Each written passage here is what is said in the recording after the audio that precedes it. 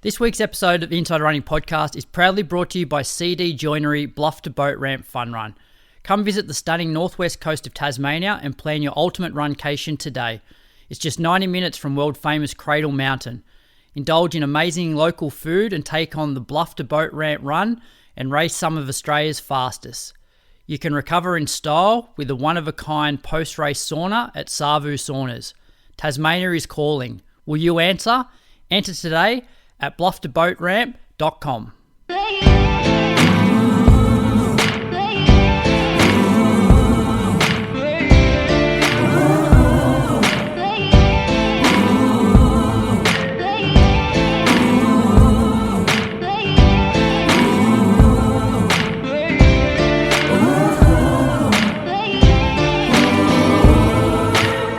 Born to the river, the black blood in my veins.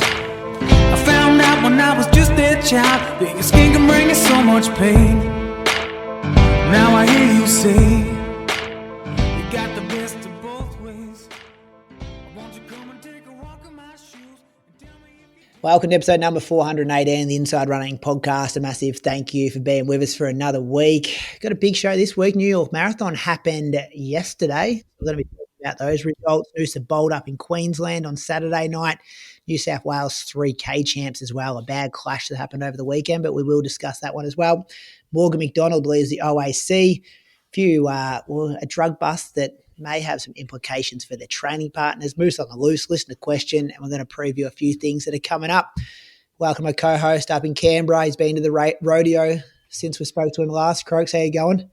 Good, Brady. Yeah, headed out yesterday afternoon for a few hours. Different crowd out there. I reckon I was the only person in a pair of running shoes. Yeah. What did you go with? What pair? I had the On Cloud Surfer, black. Oh, yeah, black on black. That's not too bad. Yeah, and then I had a long sleeve Ernie old shirt just to be like sun smart, wide brim hat. But that was good. Like there's some pretty like steer wrestling. You boys seen any? Seen steer wrestling? No. They jump off a horse onto a steer and wrestle it to the ground. And the timer stops once they get the steer like flat. So whenever its head's still up, the timer's on. And then as soon as that sort of gets it down and it's laying flat, the timer stops. There was bronc riding, like obviously the bull riding. What's a bronc? Barrel races, bronco. Oh, bronco. Mate. Well, I know what a bronco is. After the bronc. Yeah. Sorry, mate. I've been to the rodeo for one day. I've got all the lingo now. The terminology. That's good. He's got a big smile on his face too, doesn't he, Moose? Because he knows what's wrong with him. We're going to get to the bottom of that today. The expert has come through. Well, we know how to fix this injury. Hopefully. The newest theory on it. The newest theory, but this is probably the one that makes the most sense. And he is a bit of a guru, the guy that I did see. So, yeah. How are you down in Anglesea, Moose? I'm pretty good. Got some tired legs. Had a big week of training for me. So it's race week for you too, isn't it? You got a race this weekend? There is a race this weekend. Yep, on Sunday morning, 10K. It's bloody. Are you worried about our boy Brady? Yeah, I've planned like a warning tonight. Actually, when he was going to recap his week, I was going to bring it up, but we'll do it first here, Croaks. I've seen this movie before. So have I. I just want him to be careful. Well, you don't like races. Runs. Everything's increasing. Doesn't need to be doing 30K hilly tempo runs on a Sunday. I just want him to be in one piece. Is that it? Your internet's terrible there, Moose. I can hardly see you. My internet is. Oh, shit. Okay. It's usually Canberra internet problems. We might have to go to your week first, Croaks. He loves dishing it out to Canberra, but then when it's on the other foot. I think what might have happened. He's real relaxed too, isn't he? He's frozen a bit, but he looks like Chris Chavez from, what's he from? Sidious Mag. Just sitting back. He's holding his mic. He's got the knife. How you going, Brady? I'm good. I'm returning to run this week, Croaks. What day? Wednesday. I'm on. Paddy Stowe sent me through a plan. What's the first day of running?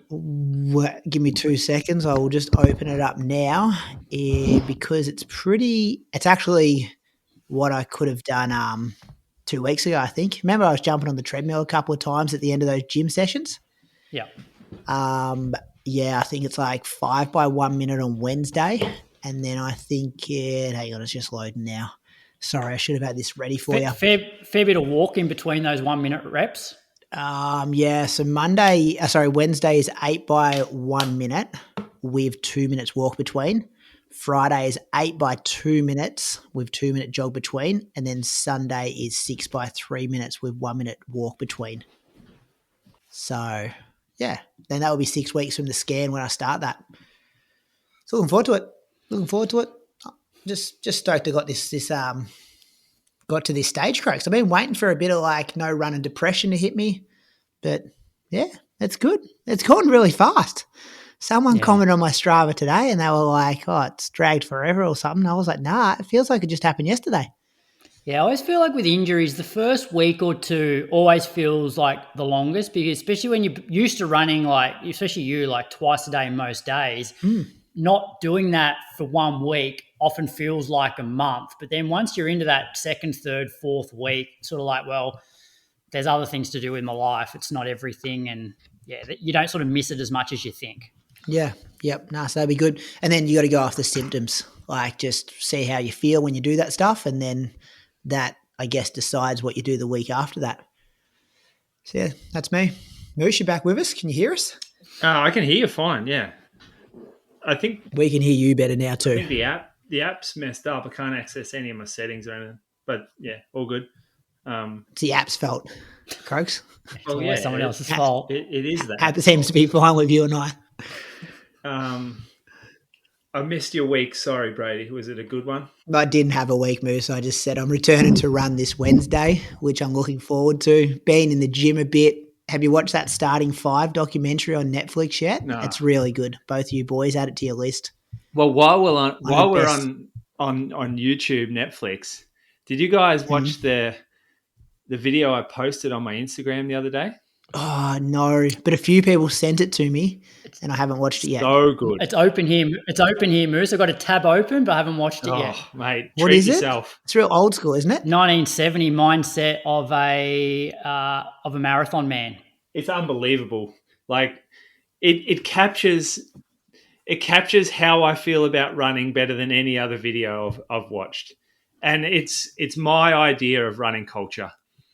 You know, we went to that on what do they call it? Soft wins. Soft wins, that's right. And we talked about culture. And it was all about culture. And a lot of people out there trying to tell you that running culture is what happens at the local influencer run club. Bullshit. That ain't fucking running culture. That's one. Well, it's a part of culture. It's their culture, right? Yeah. But that doesn't represent running as a sport, as a passion, as a collection of obsessed individuals. That doesn't represent us. And I'll never feel part of that because it's just not what running means to me. But you watch this video, that's what running means to me. This guy here is the same type of character that the people that I've run with in the past are. I kind of hope that I'm similar to this guy. Like I respect everything about it. And you just feel like you're the same person when you hear him talk. Say it again. What's the title of it? It's called 1970 Mindset of a Marathon Man. And who released it? Is it the BBC or something? BBC Archive. His name's Jimmy Edgar. He won the Empire Games Marathon. Might have been, I don't know what 1970. Yeah. So and I actually got a DM from a guy.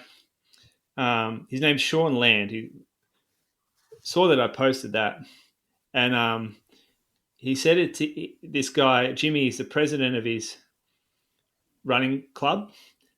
Uncomplicated and raw. He's still 80 something, but he rocks up 6:30 every Monday. Takes the times of everyone running. Yeah. So I just watch it and you'll understand. Watch it. Yeah, it looks good. Everyone watch it. We'll put it in the show notes for people to check out. 1970 Mindset of a Marathon Man, classic BBC documentary. Do you know why they released it again now? No idea. Good move from them. No idea. But it would have been racking up the views, I reckon. Yeah, it's at 120,000, 119,000. Yeah, I don't know what it was when I watched it, but it came up on my. Well, it was 99. It was 99,000 when I opened it and left it with the tab. So it would have been like a day and a bit ago. Yeah, it's only been out for 7 days. That's cool. That's good. Tell us about some trainer moves. Yes. So on Monday, I took the day off. You blokes having a crack at me about something when my internet went bad. Tell me what that was again. Oh no, just the we've sort of seen this movie before where you're injured and you're like, yeah, I need to be really patient, take my time to build back up, and it's like 3 or 4 weeks later and you're running pretty hard long runs, pretty solid sessions, double runs. This movie, I know how it ends. And racing. It ends. I just didn't like the long run yesterday, Moose. Yeah, he didn't like it. 3:58 gap. Mate, and look at his heart rate. What was his heart rate? Doco, and then you try not to do that on Sunday. Was it 155 average heart rate or something yesterday? Yeah, I was having trouble getting it down the heart rate. There are a few downhill sections. You would have been dropping every person in this group too. Like you would have been up the front. Nah, only surgeons. And can we go back maybe four years ago when I was doing this sort of stuff and Moose was just ripping into me week after week? Yeah. And I was actually fit and not injured at the time or coming off injury. But you weren't getting better. That's the thing. I'm going to get better from this, folks. This is fuel for my. This is fuel for my fire. Can't wait to see the 214. Coming back, 40 plus age group records. That's what I'm about now. You know what they are. Start on Monday. Yeah, Monday. Day off. Smart guy I am. I've watched the movie before too, Croaks. I had a day off Monday. And then Tuesday ran from the store around the middle of the day. What did I get out? 12:15. Bit of an odd time to run. You see a bunch of other people who are on their lunch break running. I ran north along the water in Geelong, Corio Bay, and then ran back. The route takes you behind all the industrial areas. So there's all like these grain, like they must where all the ships come in and they send the grain off. And then there's one where they put all the trees into wood chippers and like ship off the wood chips. And it's super industrial out here. This is like real blue collar stuff. And then the Spirit of Tasmania, run past that. That's where it goes from now. So if you're heading to Tassie and you're on the Spirit, you got to come through this port up here. But I felt pretty good. It was a bit windy. The wind says green on that, but I had trouble keeping my heart rate down on the way back, and I think it was because it was in the wind. Next morning, I did a workout down the coast with Ali and a friend of ours, Sean. The workout was 2 by 10 minutes under thresh, 10 minutes over thresh. So that was 40 minutes continuous run. I was going to Ali's heart rate, but we're very similar right now. So she ran 3:36. Well, I ran 3:36 pace. No, 3:45s, then 3:38s, and then that's both uphill. Then you turn around, and so the float was 3:32 coming back down, and the on was 3:24. It's a bit of a cheats way of doing it. I was going to ask you boys about this. Going uphill for the first half of the workout and finishing downhill, it's an easy way to run a workout because you know you're not going to encounter any type of like diversity on the way back, or adversity. So adversity. Yeah, you're pretty much just rolling downhill. It's easy as shit. Like your brakes are on because it's easy to get your legs. You probably don't build the same amount of strength in that session as you would if it was flat, or you've got the hills at the back end of the session. Yeah, and it looks better on Strava because you're finishing real fast. But if you did turn that around and you went downhill at the start and then turned and went uphill when you're already fatigued and your heart rate was high and your lactate was starting to pump a bit, that would look terrible, that session. Like you would, and it would be hard because you know that you turn around, you have 20 minutes uphill. And I think I was saying to Ali, I'm like, you do this workout all the time, this uphill, and then finish downhill. I'm just not sure it's something you want to do all the time. I reckon you want to add it. I don't think it's a common thing that people doing sessions straight up, straight down. Like, and that's where, like, I like the ones that are constantly undulating, where you have a bit of everything throughout the whole session. And like, I know there's times when out at Mulligan's, I would have maybe the last K and a half. It wasn't all downhill, but it was definitely, you could get rolling. So you have your really hard hill, maybe a K and a half from the finish, and then you just have some rollers after that. And I always thought to myself that when I was going well, I could get up the tough hill and get rolling off the top of it. Whereas when I wasn't quite as fit, I'd get to the top of the hill and I just wouldn't have that much left. You couldn't accelerate off that hill. Yeah. Why don't you go 10 down, do a Yui moose, 10 up, then 10 down, and then 10 up? Yeah, you could. You could do that. We don't do that. We downhill that first 10. Yeah. Anyway, the session wasn't great for me. I found like my heart rate was high. I thought the paces were much faster than what they were. Like, I didn't really look at them. And then I finished and thought, oh shit, I should be like, that felt like I was running 3:15s and it was 3:25. So I thought it would be better. And that's when I realized. That was Tuesday though. That was Tuesday. Oh no, that was Wednesday. Wednesday, yeah. Yeah. Wednesday, yeah. And I took this Nomeo drink the night before. Like, and it says you're supposed to take it 3 hours before the workout or the race or whatever. And it's just not possible when you're running at 7 o'clock or early in the morning. So I'm not blaming that for how I felt, but there was something that morning that was not good for me. And I thought, oh, you're not as fit as you thought you might have been. The next day, your interview. But hang on, you could be fit, but you just got the fatigue from the weekend still in your legs. Yeah, maybe. I think the accumulative training now, I'm about 6 weeks back from nothing. The accumulative effect is starting to kick in a bit. Yeah. Yeah, you're in that inconsistent period where you have a good session, then you have a couple of rough ones. And yeah. Whereas in another 2-3 weeks' time, the training is like way more consistent. Yeah. I that's what I'm waiting for. Even on jogs now, I'll have a jog where my heart rate's real low and I'm like, oh, you're going all right. And then the next day it'll just be sitting over 140 the whole way and it doesn't feel smooth at all. I did a double the next day. That was pretty cruisy. Like, I think a double for me is actually, like, you were sort of considering doubles being risky, but I'm doubling short and short. I'm not doubling like 14 and 7. I'm doubling 6 and 7 or 8 and 6. It's a good way to get 14K in rather than doing 14K, which is a bit more risky for me. So morning 8, Arvo 6. And then we did a workout the next day out at the chocolate factory. So we call this the Mad Mile.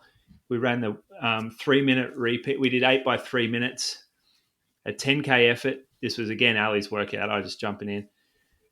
And this service road runs next to the Great Ocean Road, and it's really nice asphalt. Like, no one ever uses it.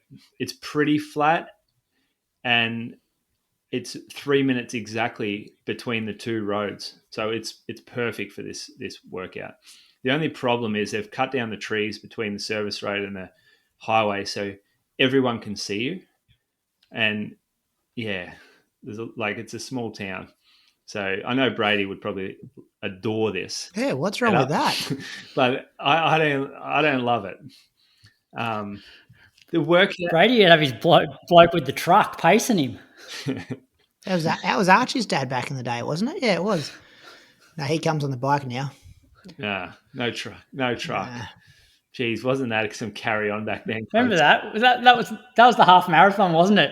Film crew in the back of the truck, claiming the PB afterwards. Never claimed a PB. Just wanted to run quite faster than Croaks had ran for a half marathon. Yeah, but it doesn't count. Yeah, but then I went to Gold Didn't they Coast live stream it, Croaks? the year after and went quicker again. Yeah, I think it was a live stream. It's still on YouTube. Ross will put that in the show notes as well. Give him this BBC Archide video. Brady and versus also give him Archie versus who else was there? Just me and Archie. Had about 7 people on bikes, a couple of trucks, and a film crew. And we live streamed that shit. We were desperate for content. It was the middle of COVID. How many views has it got? I'm going to look that up while we're talking. This workout was good for me. I was running with Ali for the first maybe 200 meters of each rep, and then I would just find my rhythm. So 3:11 for me, 3:11, 3:9, 3:6, 3:6, 3:1, 3:5, 3:3, 3:7 paces. And the last two, I started to feel fatigued, but I felt really smooth. Didn't feel like I was busting my ass to hit this, hit these paces. It gave me a lot of confidence, this workout.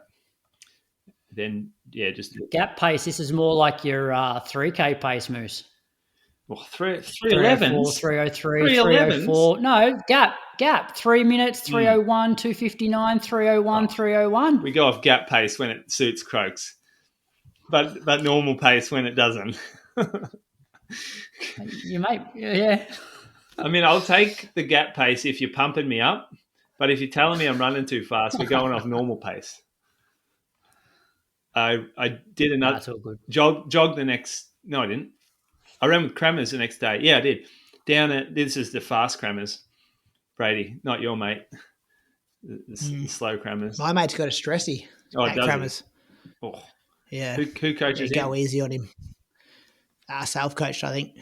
Tell you, everyone's getting stressies, Moose. The injury rate of runners that I know of injuries at the moment, there's a lot of them. Who coached him when he had his stressy? Crammers. No, it was been self-coached for a while. Don't try to throw me under the bus here. That's no good. He had it for a year too, running through it. Cranberries, they're hard people. Yeah, well, it was good to catch up with him. Jogged in the Arvo. Got this comment on here, avocados, when I said, geez, I love doubles, and it's avocados, 2 avocados. What's that mean? I was hoping you blokes might be able to help me out with that. No idea. Too old, Moose. Not sure. I'll have to follow that up. It was nice though. Oh, now people are going to hate this comment, and this is my opinion only, but I don't feel like I'm ever training properly unless I'm running twice in a day.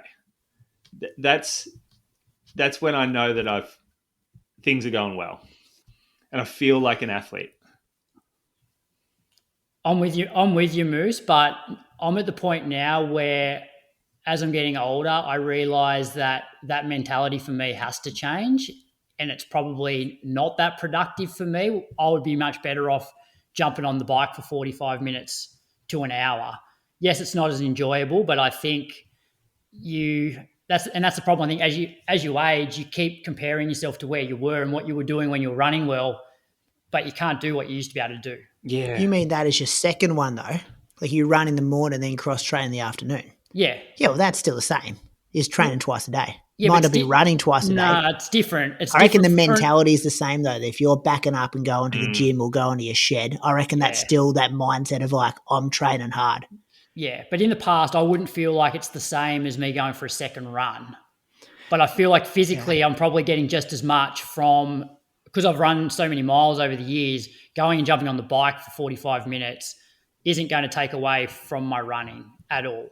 I reckon people like Jess Stenson, remember that Perth Marathon when she was doing like a lot of her stuff? Like I reckon that's flipped a switch for me when I'm like, no, I pay that as well. Like that's aerobic exercise. Yeah, you might not be running twice a day. You can still get the same results of it.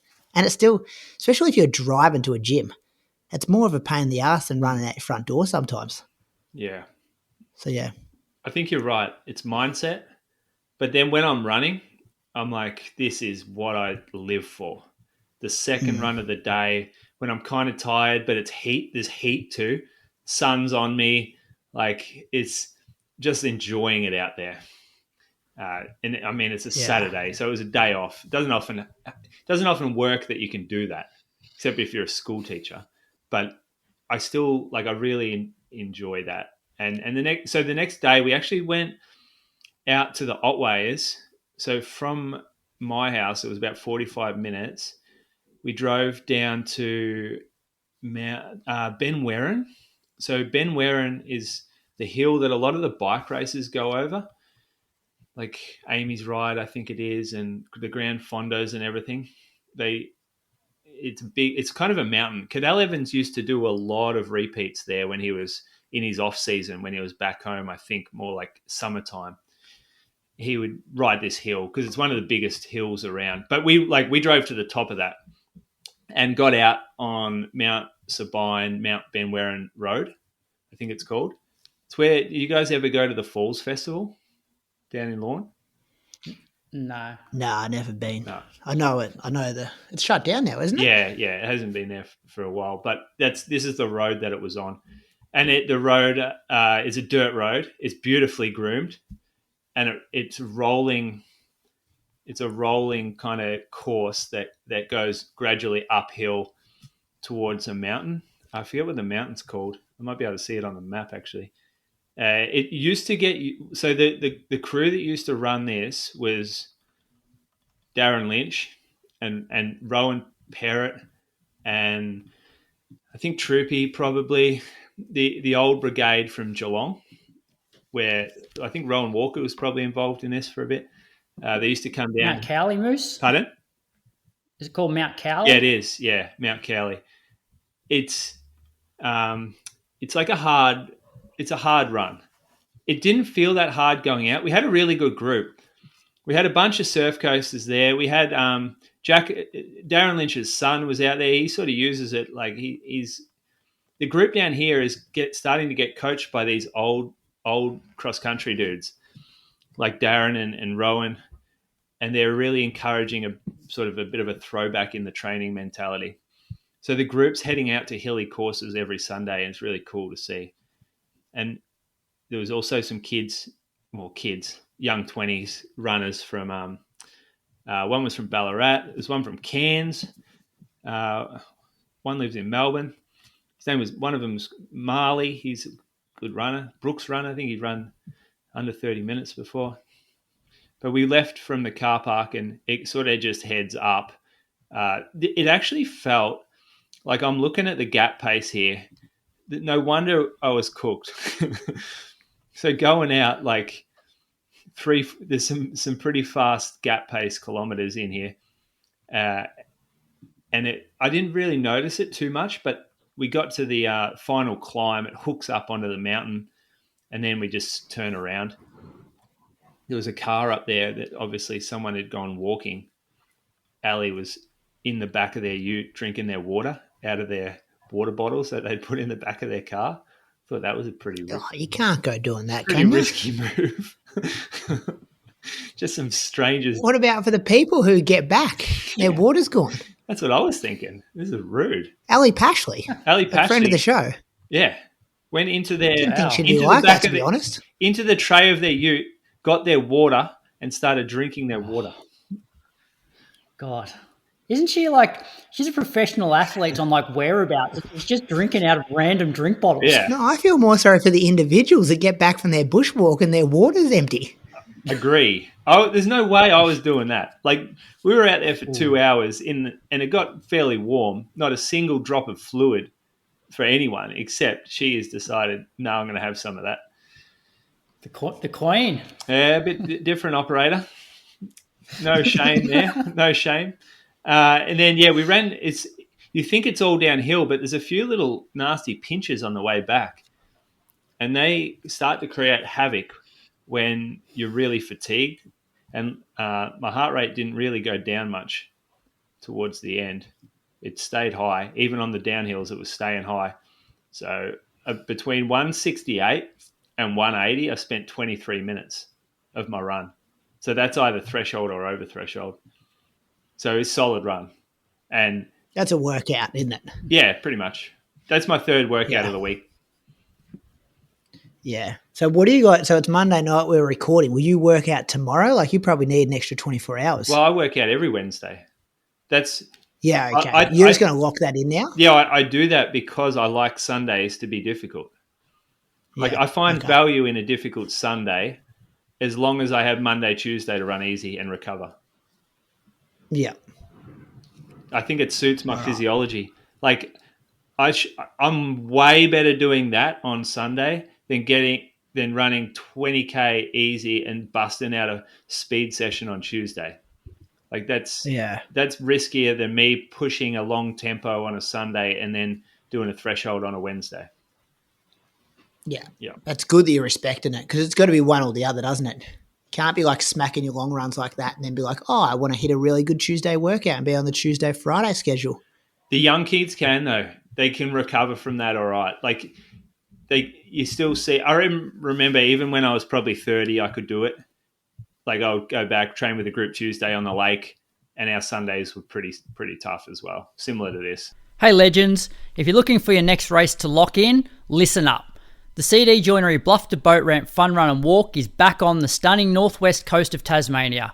This isn't just your average fun run, it's one of the fastest and most scenic 10K courses in Australia. Our 10K event is World Athletics certified and ranked, so whether you're chasing a PB or just want to test yourself against a quality field, this is the one to target. There's thousands of dollars in prize money up for grabs, plus a vibrant community atmosphere that makes this event something special. Make the trip over to Tassie. Enjoy a weekend of great running, local hospitality, and the kind of coastal views that make you forget how hard you're working. We've got events for everyone, from elites to weekend warriors. So grab your mates, book your flights, and come experience why the Bluff to Boat Ramp is fast becoming a must-run on the Aussie calendar. To find out more or to enter, head to blufftoboatramp.com. Do you have any longer races planned though, Moose? Because given where your fitness is at and you're slowly building, I get running 30K when you've got some longer races in mind, but going out for like an hour 45 or whatever, a solid hour 45 where your fitness is at the moment is probably enough. Well, I don't. But I don't. Or you run a bit, or you go long, but you just go slower. Yeah, last week I averaged 138 a heart rate. The week before it was like good. 145 maybe. This was harder for sure. It's harder route. I don't have races planned because I have no idea what life with twin babies is going to look like. And is that when's that 10K? This weekend. Oh. Yeah. And he's got Sweat vs. Steam 10K the weekend after that. I actually don't like this is a community fun run. I don't really mind if I'm tired for it. I'm not tapering for that.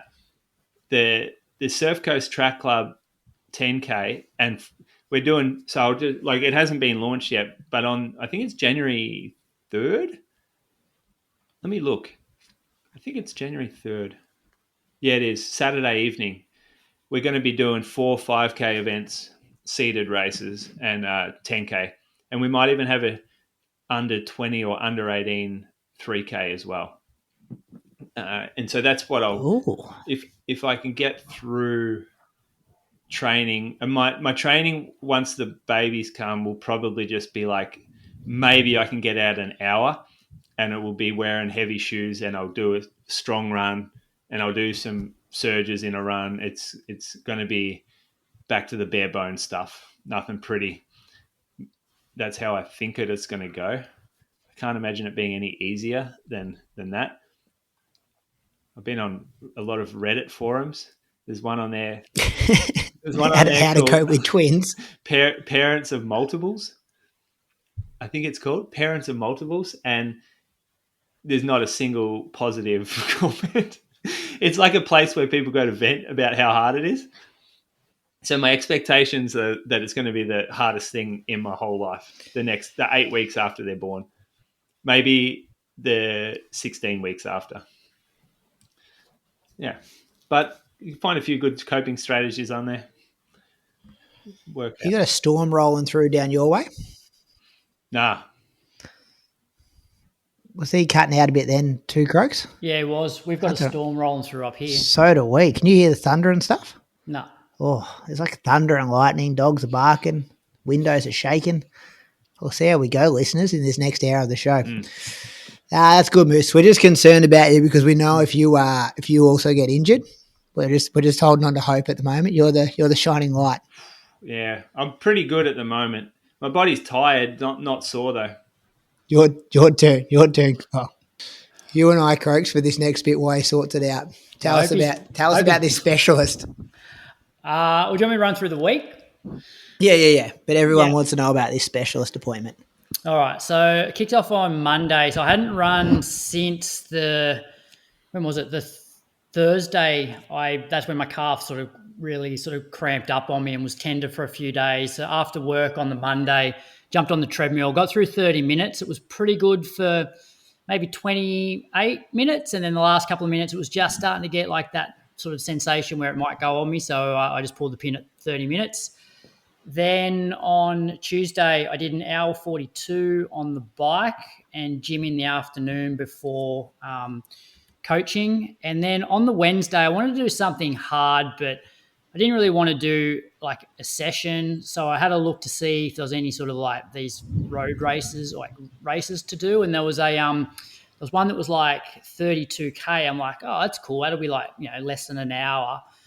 So I did a bit of a warm up. So I did like 26-minute warm up. Because what I find with the riding is if I jump into a pack at a particular like watts per kilo, let's say it's 3 watts per kilo, the first like 10 or 15 minutes feels really difficult because I'm not warmed up. And then I actually feel really good after like an hour. So I'm like, well, if I'm going to do a race, like you would if you're running, I sort of did a warm up. So did 26 minutes and then jumped into this race. I think there was like 30 people. I don't know how many of them were actually humans and how many of them were robots, but I just went out, with the lead sort of couple of people, and there was like, I think a pack of like 3, and it was hard, but it was not like I wasn't killing myself. And so I basically stayed with them until about a K to go. And I thought, I'll try and kick home. And they didn't really respond, which makes me think it was more robots than because a human would have responded for sure. But what I found during this was those periods where I felt like my cardio was getting overworked. So I was obviously spinning a bit fast. And so when that would happen, I would actually make it a harder gear, slow my cadence down, and then that would bring my heart rate down a little bit. And I'd do that for a while, and then I would feel like my legs were starting to get tired, and then I would go back to like a lighter gear and spin. So I was sort of constantly moving through more sort of like cardio stress and then more like leg stress. But it was enjoyable. Like I think I don't Hang know. on, so you won the race? Yeah, I won the race. Yeah. Oh, he's kicked away at 45k an hour, Moose. He's smacked up these robots. But so I think so for 45 minutes I averaged like 240 watts, which for me is about like 4 watts a kilo. So it's like nothing. It's got names here though, Henry and Ruben, the 2 people in the breakaway with. Yeah, so I don't know whether they're here, but what's the Sally look like, Croaks? Yeah. Do you win prizes? Oh, no, you don't win anything. The Sally, the celebration. Like avatar points or anything? It was basically get to the computer and go to the menu and save the ride. All right. You don't flex Look at this guy up on Strava now. I'm going to throw some lip at him. Yeah. So, did that and then did a bit of a 30-minute cool down. So if I have to keep cycling, then I'll probably do like one of these things a week and maybe one session a week. And then on Thursday, did an hour 50 on the bike. I've been actually watching a lot of the Team Macau. Good, isn't it? Yeah, it is good. Like I'm way behind. Yeah, that's good though. You got heaps to catch up on. Yeah, so pretty much I was watching that on the treadmill, watching it while I was riding the bike. So I'm pretty much up to, I think they've just finished like the British champs. So I've got a fair bit to still go. Then on Friday, that was the day that I had, my appointment with Craig Purdom. So I ran on the treadmill in the morning because I was like, well, it's been 3 days since I ran that 30 minutes. And I'm actually really glad that I did this because it gave me a lot of information to be able to tell Craig. So I jumped on. After 15 minutes, I felt like my calf was going to cramp on me. So I jumped off for about maybe 2 minutes, stretched my calf, stretched my hips, my back, just jumped back on. Lasted like another 5 minutes before it sort of cramped up a little bit, but I was actually not running through the cramp. So I was able to actually save it so jumped off again for 2 minutes. And then, so this was 25 minutes into the run, and then had 40 minutes of completely pain-free running. So I ran for 65 minutes in total and had 4 minutes of no running in that sort of, 65 minutes. So 13K, I ran 5-minute Ks. I went to the gym that afternoon, and then I went and saw Craig. He spent, like 90 minutes with me. He had pulled out his notepad and basically just told him everything that had happened in the last like 11 weeks. And he said, it's sort of, I guess my role now is it's almost like a bit of a puzzle, trying to marry up all of your symptoms, also going through the MRI and trying to work out what's actually happening. So based on the symptoms that I was telling him, the fact that, even earlier that day, I was able to run for 65 minutes, but had to stop twice in the first 25 minutes. Obviously, there's nothing structurally torn or anything like that, because you wouldn't be able to run for 40 minutes pain-free if that was the case. You had a look at my MRI, and the one thing that really stood out was on my bad leg, my soleus was huge compared to my good leg. And I remember the day that I first heard it, and I don't know if I mentioned on the podcast, but my soleus was really flaring out to the side, probably 2 or 3 times bigger than I've ever seen it before. I thought, wow, that's really weird. And then obviously had the scan probably 3 weeks after that, and it had come down a little bit, but it was still huge compared to the other side.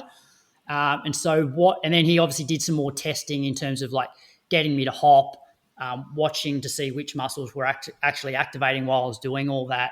And so what he seems to think is happening is my medial gastroc has basically stopped working. And as a result, my soleus has taken up the load, and that's why it's obviously got bigger and bigger and bigger. But the soleus can only do so much, and that's then causing my calf to constantly cramp on me. So he said, look, you're not injured as such, but we need to get that medial gastroc firing again to just take some load off the soleus. So I've got this exercise to do where I lay on my back on the floor. I put my bad leg up onto the wall, go into a bit of a glute bridge position, and then hop against the wall with my foot turned in a little bit. And so I do that for 45 seconds, and you can just feel this sort of burn up the inside of my calf. So I need to do that 3 sets 3 times a day for a couple of weeks. And he actually then asked to see a video of me running. So Viv filmed me on Sunday, sent it through to him, and he sort of came back saying that, he could tell from that video that even the medial gastroc's just not firing the way it should. So I felt like it was a really positive consultation. Super generous with his time, and just did all these nerve tests. So pretty happy with the diagnosis. So that was Friday. Saturday, after Little Athletics, I jumped on the bike for an hour 45. And then Sunday morning, I went out to the Canberra Times just fun run. They've got a half marathon and a 10K. It's put on by Soul Motive. I had a few athletes, not as many as previous years running it.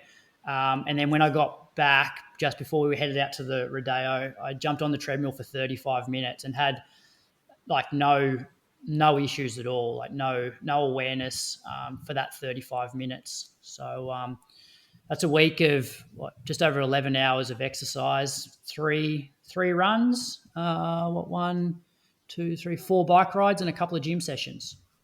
Yeah, get that sorted, which sounds good, and just the fitness is there. No, I don't the fitness is the base fitness. Yeah, the conditioning, the running conditioning is not there. I've been running 20 kilometers a week for the last but the heart weeks, fitness. The heart fitness is 11 there. hours of exercise is a lot of it's. How many hours you do, Moose? Oh, I don't know. 8. I did 6 and thought I was going all right. Yeah. That's what actually sucks about being injured and cross training is you end up doing more hours than you would if you're actually running full time. You do. I haven't been. But yeah. I feel like 45 minutes to an hour is enough cross training. Yeah. Did Craig tell you running plans? Like what you're allowed to do? No, he said, look, I said, "Oh, am I able to continue to run?" He said, yeah, like keep running, because, you don't have like an injury. It's just that there's this muscle imbalance that's causing the calf to get angry. Obviously, what I need to do is like what I did on Friday, whereas if I feel like it's starting to have some awareness or become a little bit unstable, I need to stop before it does really cramp, because once it cramps, you get that sort of that muscle damage where it's really tender, and it's like even just walking around, you can feel it. So as long as I stop running before it gets to that, and stretch and that sort of thing, I can continue to run. Like I ran 9.5K today out around Yerrabee Pond with Lily on the bike, and it was fairly good. So I probably won't I'm not going to ramp it up massively, but I will continue to run, keep doing these exercises, probably massage the soleus a little bit just to try and make sure that doesn't get too tight and overworked. Yep. Good. Hopefully this is the answer. Hopefully. Thanks to Patreon supporters, eh? You want to kick things off, Moose? Yeah, I can do that. I got Hugh Flanagan from Melbourne. Hugh has run 20:05 at the 2022 Collingwood Classic, 41:58 at the 2022 River Run 10K. Good race. 93 minutes at the 2022 Geelong Half, and 3:47 at the 2021 Melbourne Marathon. Oh, I think he's got better from 2021 to 2022. He's gone from 3:47 marathon to 93 minutes in the half. Big update. He is a dealer at Munro Partners, bracket, thanks Croaks. Munro Partners is a global investment management partnership specializing in growth equities. Oh, there you go. So what's a dealer do? Deals stocks. No idea. Closes deals. I would assume so. Closes deals on equities. Yeah. There's a few Smart words guy. in there that I don't understand. And he's got a pair of black and green OG Alpha Fly 1s. How do you know? You know what? That was when they came out, they were the first fake running shoe that I've ever seen on being sold on Facebook. You know how they would bring out Ash Hoffman, the tightest bloke in the world. He bought a pair of they were I don't know whether they were the black and green ones, but they were from the same website you could buy the black and green ones. And he got them, and he's like, how sick are these? There's like a purple one with blue dots on it. Like, they never made them. They're fake. And he goes, oh, I paid $120 for them, brand new. And the guy said they were legit. Like, yeah, they're fake for sure. And then he put them on, and he's like, these are definitely fake. I'm hoping that hasn't happened to Hugh. Hugh seems like he'd be a bit smarter than that. So where would he have got the black and green ones from? That's the question. Because they only went to... Well, I don't know. You tell us, Moose. What's this? Yeah. Well, they never... StockX. They never got sold. Benny Saint's got a pair. They got used as seating. Like, if you go into his Strava, there's a photo of him wearing them. They look pretty legit to me because I've got a pair. Yeah, we were the only three that had a pair in the country for a while, weren't we? Toby bought a pair of StockX, didn't he? Yeah, there was a few because they gave these ones out to the US Marathon Trials competitors for free. They offered them to everyone in the race. That's right. And if you were a non-Nike athlete... Tokyo Olympic trial, wasn't it? Yeah, back then. Was it Tokyo, was it? Yeah, it was the original one, and then it got delayed. Yeah, it was Tokyo. Yeah. So, and then Chris Cook sent them to us because they were kind of leftover from from those that didn't take one. And so there's some... I've still got mine. Yeah, me too. Mine are on my wall. A lot of the competitors in the US trials, they didn't take them, but some took them and then sold them online, which I thought was kind of a bit cheeky, tacky, maybe. Do you reckon they're worth a fair bit now, Moose? Those ones? Yeah, I'd say so. Yeah. Not sure how much. Even if they've done, even if they've been used? No. Oh, just trying to look how many how many Ks I've run in mine. That need to be It's new. always about money with this bloke, isn't it? Yeah. Isn't it, Moose? I reckon I've run just 280K in mine. Maybe because they're yours, they might be worth something to somebody. There's a pair on StockX for $300. Oh, fakes. They check them, don't they, Moose? I think StockX has to verify them, yeah. Well, I don't know about running shoes, but some of those lifestyle ones they do. Men's and women's the same size, aren't they? Yeah, they're only small sizes, though, Croaks. Oh, $750 for a men's 6. Yeah. Geez, remember the original colourways? Oh, some good ones there. Anyway, All right. Who are you thanking, Bradley? I got Nick Watson from Singleton in New South Wales. He runs for the Newcastle Runners, and he set all of his PBs this year. So he ran 15:23 at the New South Wales 5,000m champs, 31:58 at Sydney 10, 70:31 at the Beta Bay half, and 2:29 on debut at Gold Coast Marathon.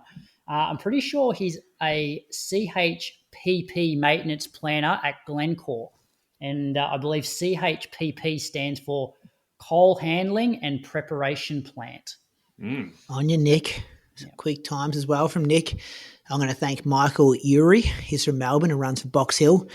Has 70:10 next to his name for 5K at the 2019 Vic Masters 5K. 17:10, mate. Come on, he's not 70:10. I said 17, didn't I? The Storm's hitting Croaks. I said 70. Maybe I did. 17:10. 37:41 for 10K at the 2018 graded Zatopek races. 80:24 at the 2019 Warburton Half Marathon. And 2:39 at the 2021 Melbourne Marathon, which was the Victorian M55 record. He's got some good times, Michael. I've gone back and forth with him over the years as well. He's got some good whispers. He's a learning consultant / coach at Uri Learning. As a learning consultant and coach, he works with people to build individual and team performances. So massive thank you, Michael, Nick, and Hugh for their support of the Inside Running Podcast. If you like what we do, you can support us on patreon.com/Inside Running Podcast. It was a huge week last week for content because we had the Jimmy Whelan interview go out early. We had Road to Sydney catch up with Moose, Nick Earl, and Leanne Pompeani.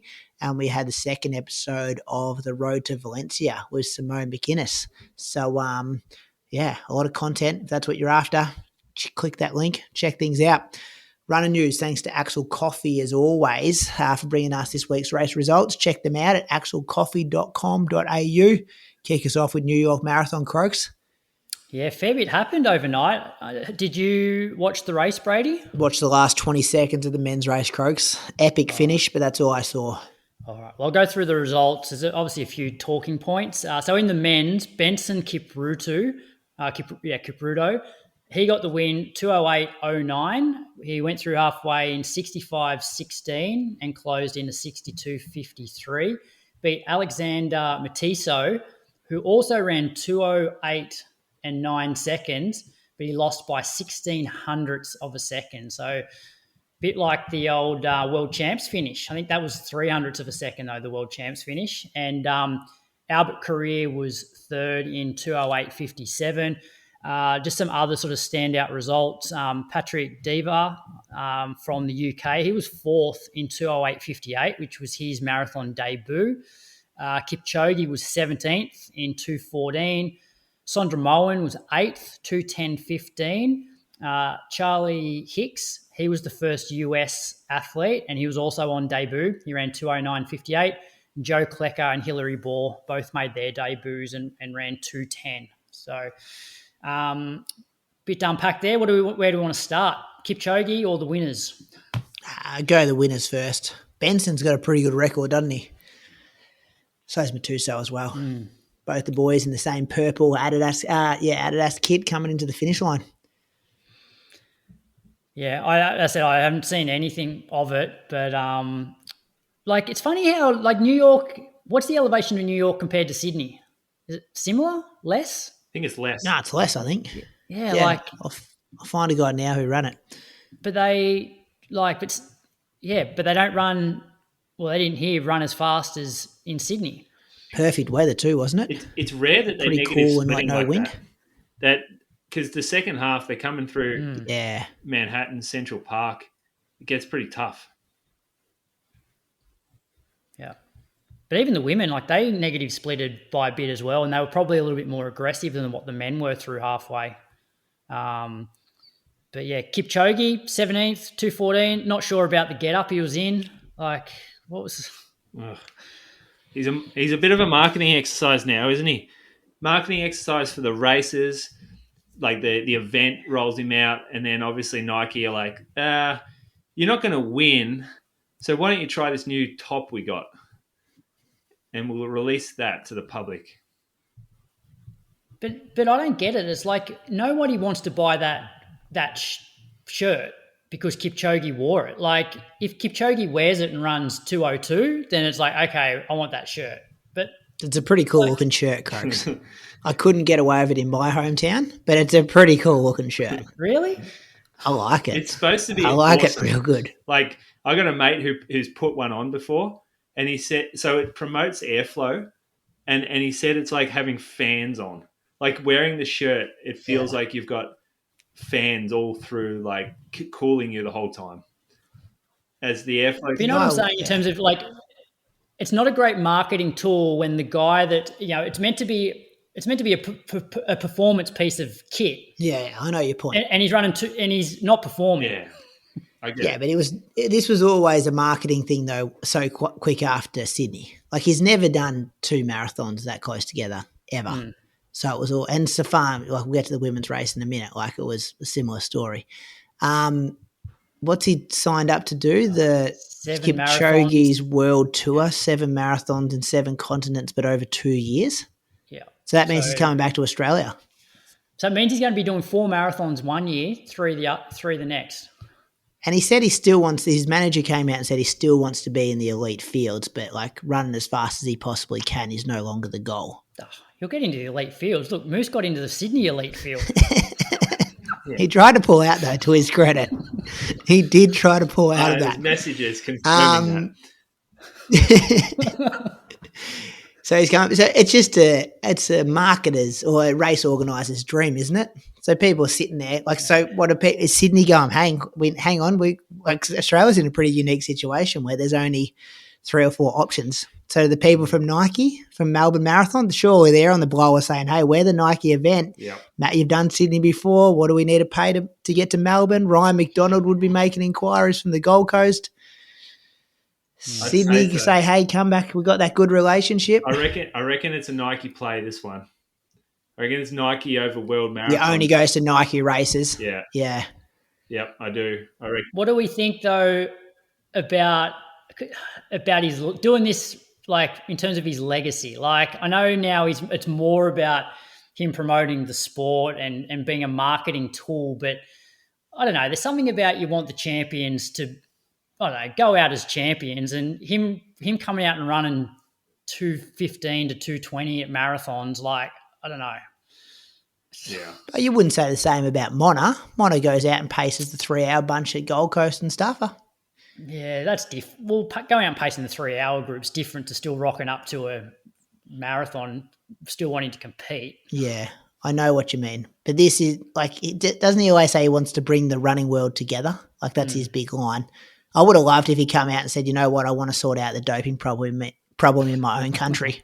That would have been a good thing for him to say. I'll go on tour, but I'm also going to put it on the top of my agenda to sort this shit out. Everyone getting, or not everyone, but a lot of people getting popped in my country. A lot of people in the same races as him currently getting popped.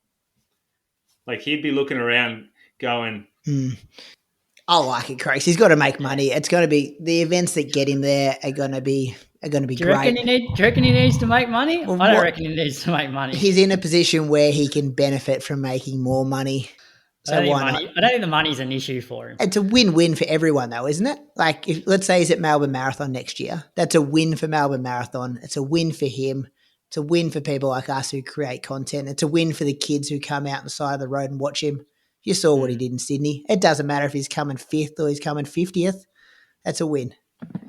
A win for the economies. Like, yeah, those people that are coming, 20 or an hour behind him, it's a win for them to say they're on the same road as Kipchoge that day. All right, should we get to the women's results? Yeah.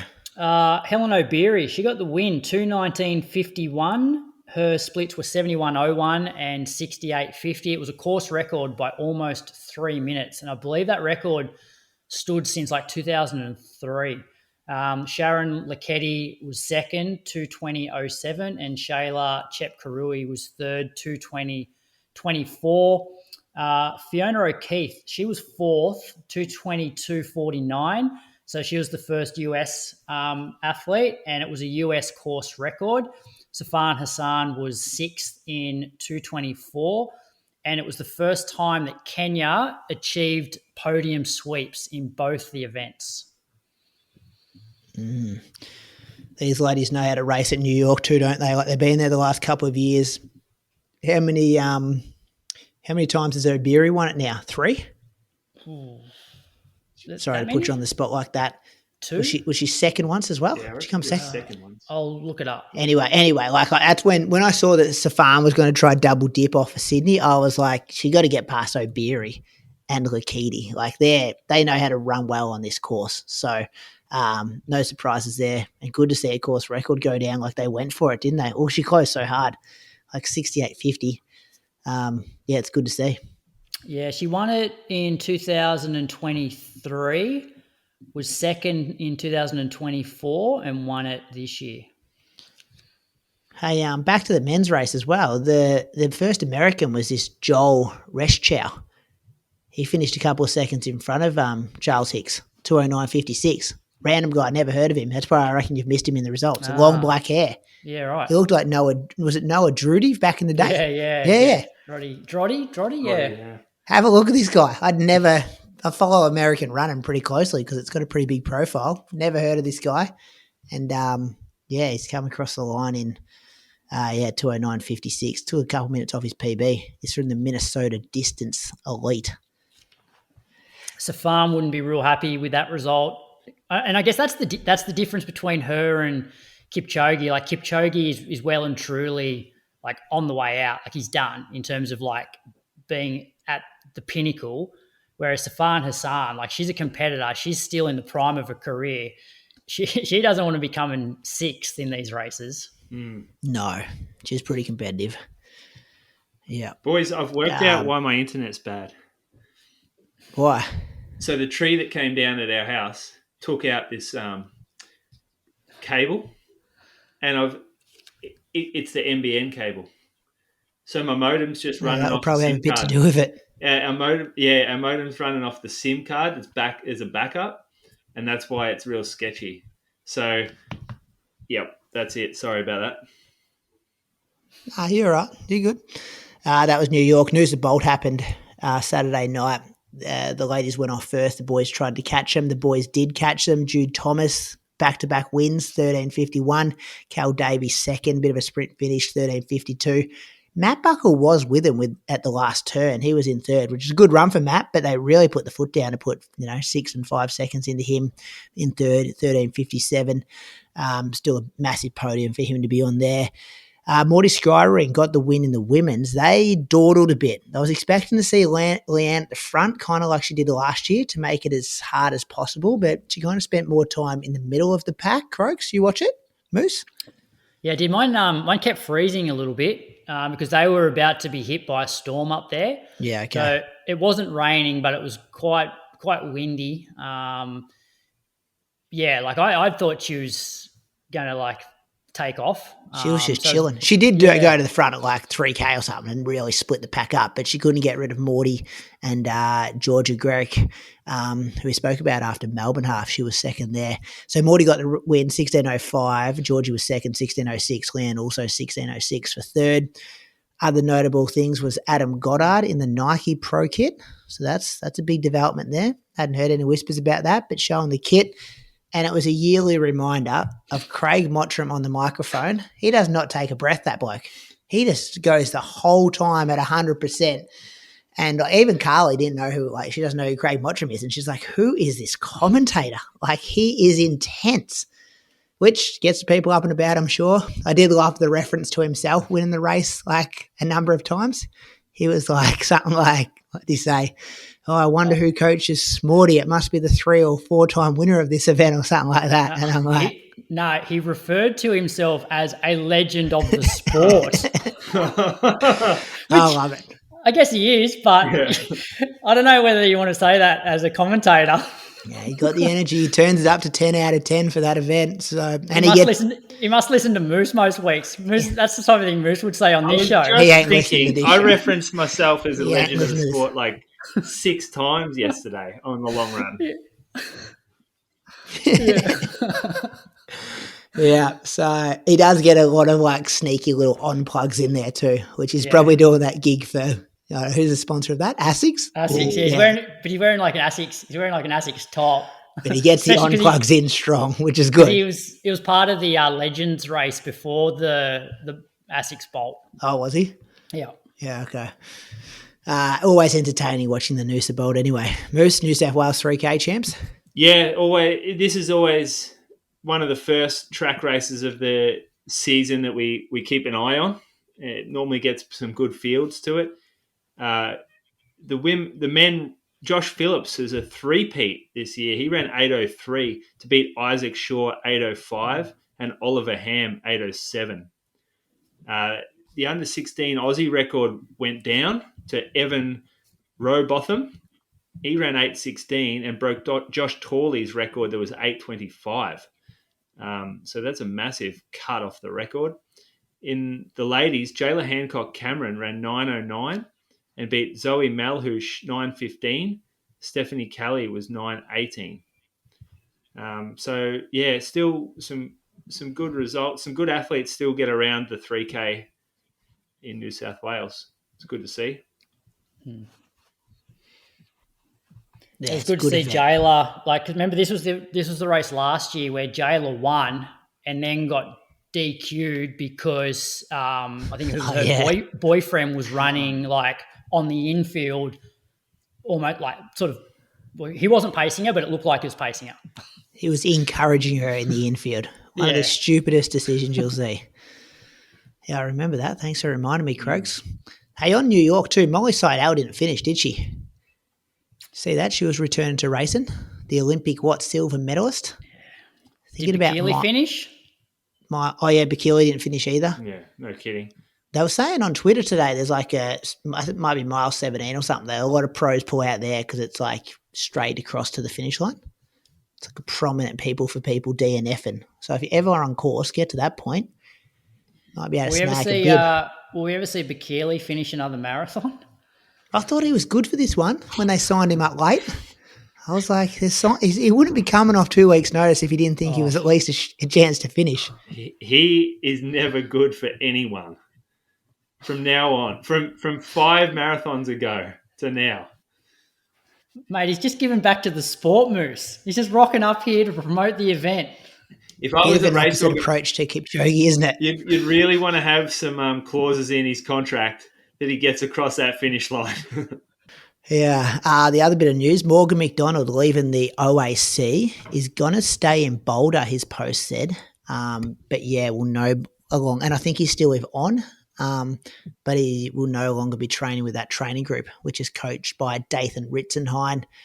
Did run PBs whilst he was there, like 13 flat. Was it 13 flat or 13:01? Very close to 13 minutes. He ran that good half marathon at the start of the year, but has spent a lot of time injured over the last 2 or 3 years, and is one of the most talented athletes you'll see. And he did a really good video on it. Amazing soundtrack to it as well on YouTube. Check it out. He explains it all, but puts a lot down to the fact that he wants to be injury-free and, getting the best out of what might be last stage of his career. You boys watch it? Yeah, I did. He does a good job. Good job. I watched it. That's Runner News. That was brought to you by Axel Coffee. Massive thank you to those guys. Check them out at axelcoffee.com.au. My whisper for the week is a bit of drug news. And I don't want to become the drug guy, fellas. I don't want this segment just like reading out another one of the doping bans.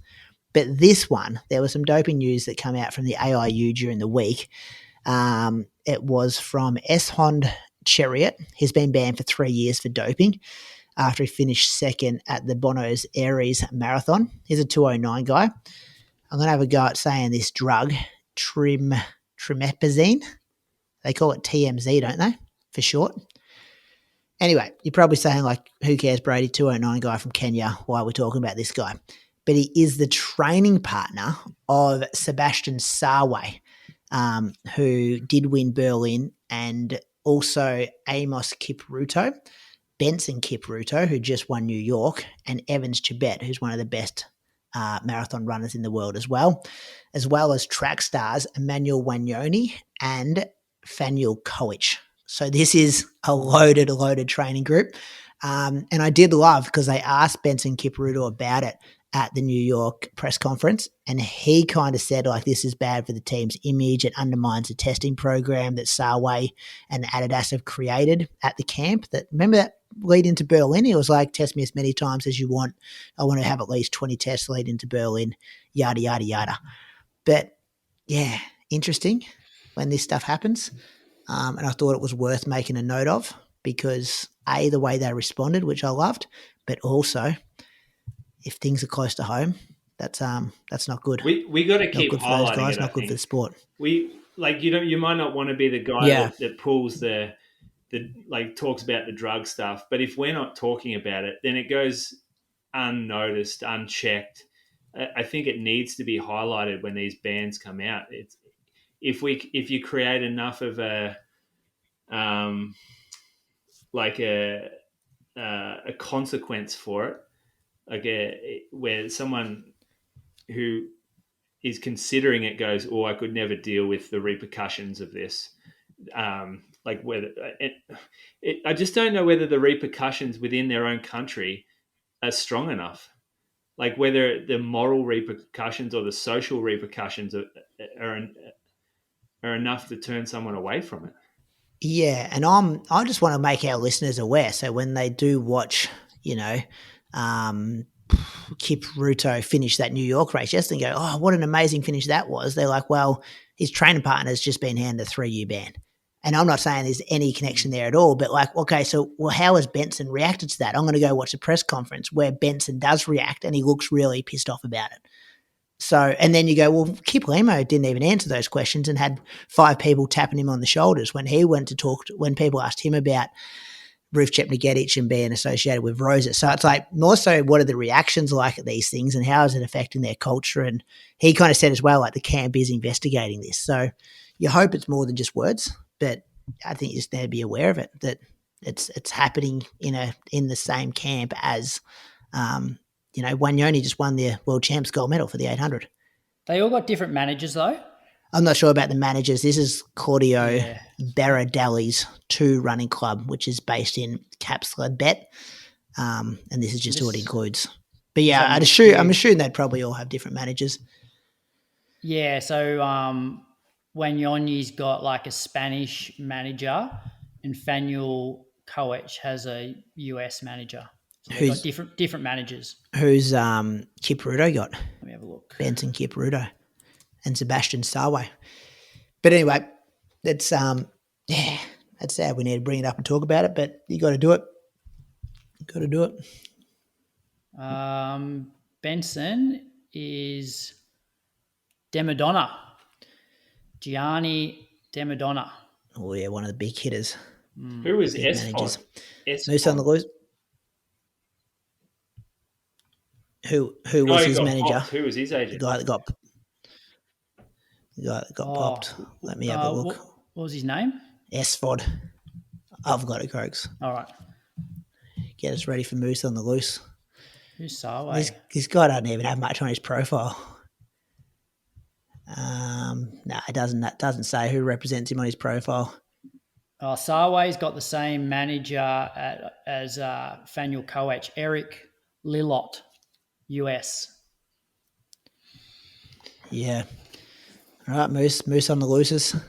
No, I don't really have too much here. I don't. It's just too. I'm just too in such a good place right now. There's nothing really stirring me up. Just loving my running so much. I did actually have one gripe from the week of training.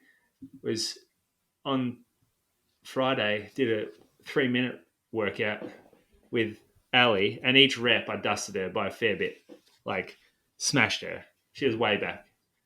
And then she would come in and say, oh, you're fit right now, rah, rah, rah. And then we get on the cool down, right? First K is like 4:14, and I'm hanging on. I'm just like, Ali, slow down. Second K is 4:12. I thought, this is ridiculous. If you can run this pace in your cool down right now, feeling this good, then you haven't worked out hard enough. And there's no reason that you should have been behind me by that much, given that we did the exact same workout on Tuesday and her heart rate was the same as mine. So the gripe isn't about her falling off in the workout. That's fine. But the gripe is about someone who gets dusted in the workout, then comes out into the cool down and pushes the pace and like almost tries to race it to a degree. I think if you get dusted in a workout, then you go at the pace of the leading performer of that workout for the cool down. I think that should be the rule. Unless the leading performer has actually like run the session too hard. Whereas like you may have touted her up and maybe she's actually running it the way she should have run it. If you can, after that session, if you can go out and run 4:12s for the cool down, when your warm-up pace is like 4:50s, then there's something wrong there, I reckon. She was activated. Sometimes you're activated in a cool down. You can tell how good Moose is going, Croaks, with how much shit he starts throwing at Ali. Do you know the first rep, right? We do the first rep, and it's the same old story with her. So we get to the end of the first rep, and she scowls at me. She's got this frown on her face. She's like, I don't think this training's good for me. I don't like this fast running. I've got to be really careful with this stuff. I'm like, what are you talking about? It's a 3-minute rep at 10-minute pace. And she just gets so grumpy. You've got to be careful, you know? Like, I'm coming back too fast. She just gets really, really grumpy during the workout. And then at the end, 4:12, happy as Larry, thinks it's the best thing ever as soon as the workout's finished. Quite comical. I enjoy it. I laugh at it. She's like my grumpy 4-year-old. Ask if she wants to be on next week, Croaks. You only hear one side of the story. He certainly threw her under the bus with the old water story. That's a good story. It still surprises me, that one. I'm a bit shocked. Yeah, it's a bit weird. What's the question, Bradley?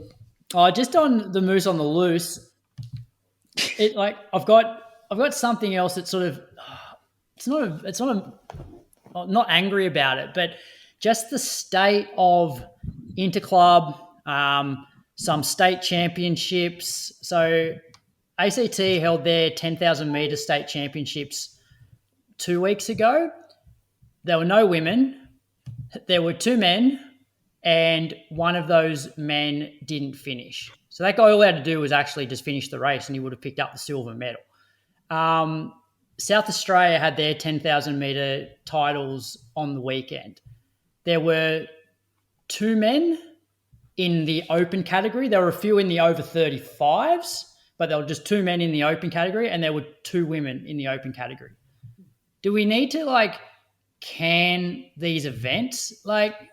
We know that ACT has good runners, South Australia has good runners. No one is turning up to these events.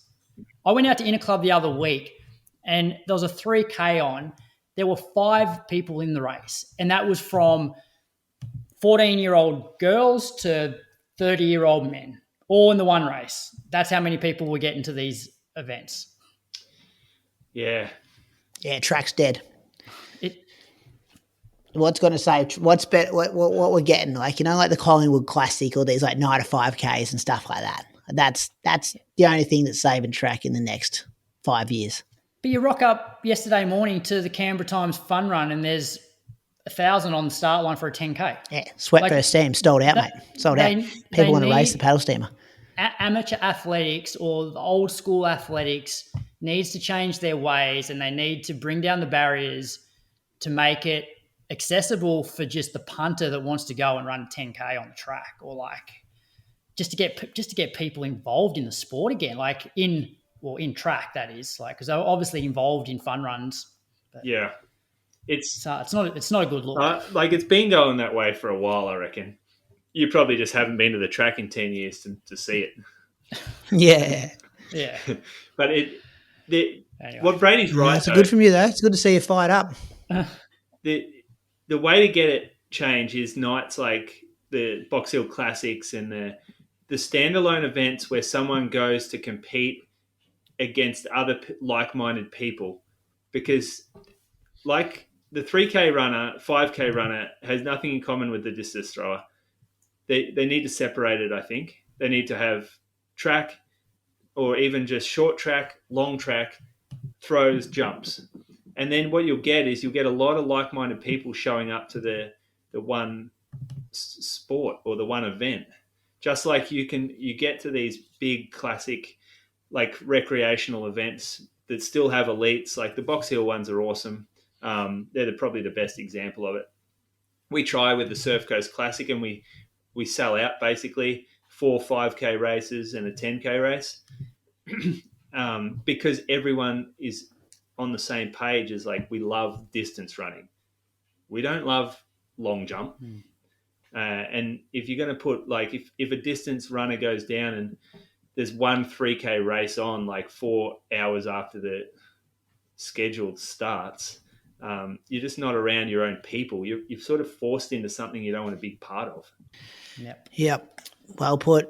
Like hearing you getting angry, Croaks. List the question.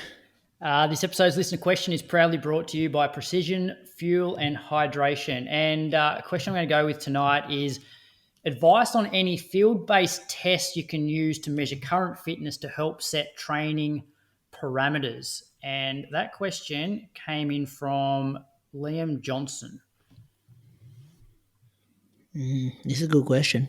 Field-based test should include the use of a lactate reader, because you can use them outside, and they're portable. All you need is a lancet and the equipment for the reader, and you can do a lactate test. A step test using a lactate reader is not that difficult to do, and it could be done quite quickly in replace of a workout on a Tuesday, and you get some really credible data for all of your threshold training going forward. That's what I use.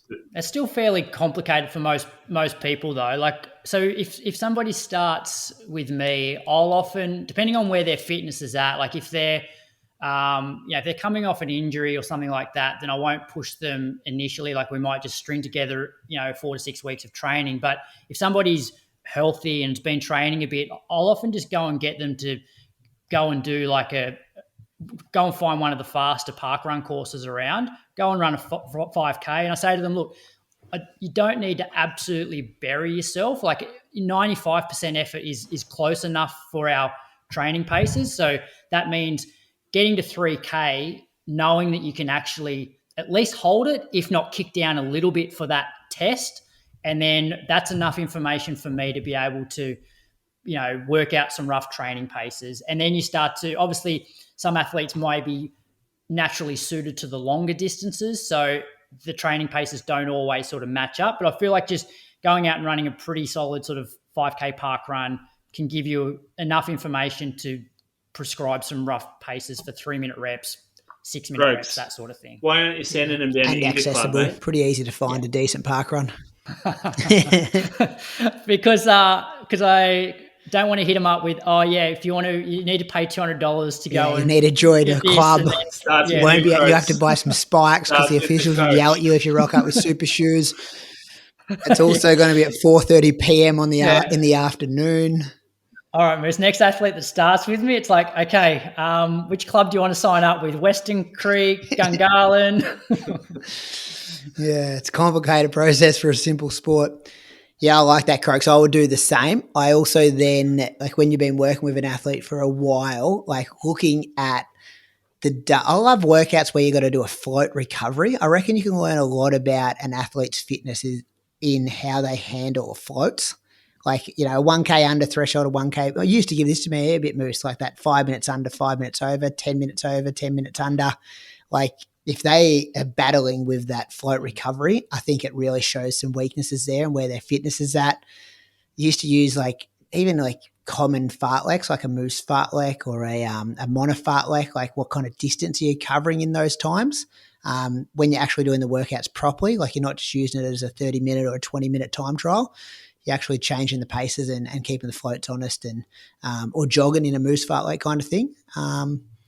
And then, just if it's someone, I think a lot more people now have accurate heart rate data, those Coros armbands, Moose, I recommend those to so many people for $120 or whatever they are. And even if we don't know you haven't been in the lab to be tested, you start doing 4, 6, 8 weeks of training, you start looking at trends and you start comparing it to workouts you've done previously. It's great to be, I was just having a conversation with an athlete this morning, just did a massive tempo run leading into Valencia. And we're like, look at your heart rate data. It didn't creep up. It was just in the right spot. We assume that's the right spot, but it's so good to have that kind of evidence there.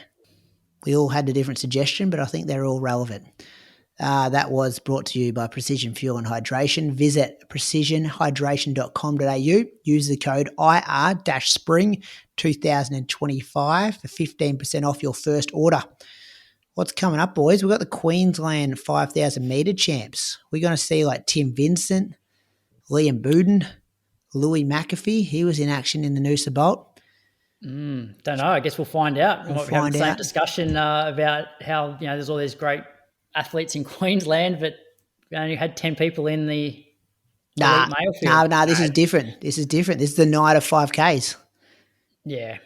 This is what we want. We need more of these. I sort of get it though. 10K on the track is a bloody long way, and it's not overly exciting for probably recreational runners to do. Yep. Knox Classic as well. This is a newer event, and they've got an elimination mile. That'd be good to watch if they got a live stream. Yeah, not sure who's doing that. I just jumped on the Athletics Australia, even though it's not called Athletics Australia anymore, their website, just to find what events were coming up. And I saw that the Knox Classic had an elimination mile. That's cool. I don't know who's in it. What are you two blokes doing between now and next week? You solo, Croaks? Viv gone to Melbourne Cup? No, she's going down on Wednesday for Oaks Day on Thursday. So, I'll be solo parenting Wednesday, Thursday, and part of Friday. Yep. Moose, what are you doing? Got that race on Sunday, community run, we'll call it, run for the hospital. Oh, yeah. So, might go do a tempo out there Sunday. Who else is doing it? Don't know. No one from our group. What about you, Brady? Off to see Vicar and Linda for Melbourne Cup tomorrow? Yeah, well, I'm in the tent tomorrow, Croaks. Favourite day of the year. Who's performing? It was Kate Sobrano last year, did I tell you that? You know who I reckon it is. They're in town at the moment. Mulwammer Bowling Club got massive budget as well. I wouldn't be surprised if Oasis play the tent tomorrow morning. I would not be surprised. How much do you get from them per year, the bowling club? Cut him off, I think. Yeah, they cut me off when I went to No, it was a mutual agreement. When I better hit them back up. When the Lulu deal kicked off, I was like, yeah, probably not a great match, those two brands. Why? But anyway. Now you go back with your tail between your legs, hey? No, one had ended, and then there was a bit of a break in between. I'm too old for ambassadorships and stuff, I reckon now. I want to be keeping a lower profile. But they're the major sponsor of Sweat vs. Steam, Moose, Miami Bowling Club. Helped me out there, which was good. Put a few beers on after that's the all, race. Listeners. Yeah, we could organise that. At 10 o'clock in the morning, a bit early. But yeah, could organise that. What's coming up Patreon this week? Tommy DeCano on Road to Valencia. And because the UK monthly boys, because they're racing Valencia, I said, let's try get 2 episodes between now and the race day. So I reckon they were just messaging me before. I reckon they were talking tomorrow night for an episode. Well, on those, I guess, look at Tommy. Tommy goes to Hobart, takes Nick Earl's cash. Nick Earl won't be real happy about that. I like that from him. And Clousey's fit. Clousey's got secretly fit real quick. Well, not real quick. He's been chipping away, but he's turned a big corner. Couple of those big treadmill workouts. That's good. Talent doesn't disappear, does it? Nah, talent doesn't disappear. So Patreon supporters, keep an eye out for that. That's the weekly episode done. Jimmy Whelan episode on the weekend and, publicly. And we'll do it all again next week, boys. Have a good night. See you later. See ya. Thanks for listening to this week's episode of the Inside Running Podcast, which was proudly brought to you by CD Joinery Bluff to Boat Ramp Fun Run. Come visit the stunning northwest coast of Tasmania and plan your ultimate runcation today. It's just 90 minutes from world-famous Cradle Mountain. Indulge in amazing local food and take on the Bluff to Boat Ramp Fun Run and race some of Australia's fastest. You can recover in style with a one-of-a-kind post-race sauna at Savu Saunas. Tasmania is calling. Will you answer? Enter today at blufftoboatramp.com.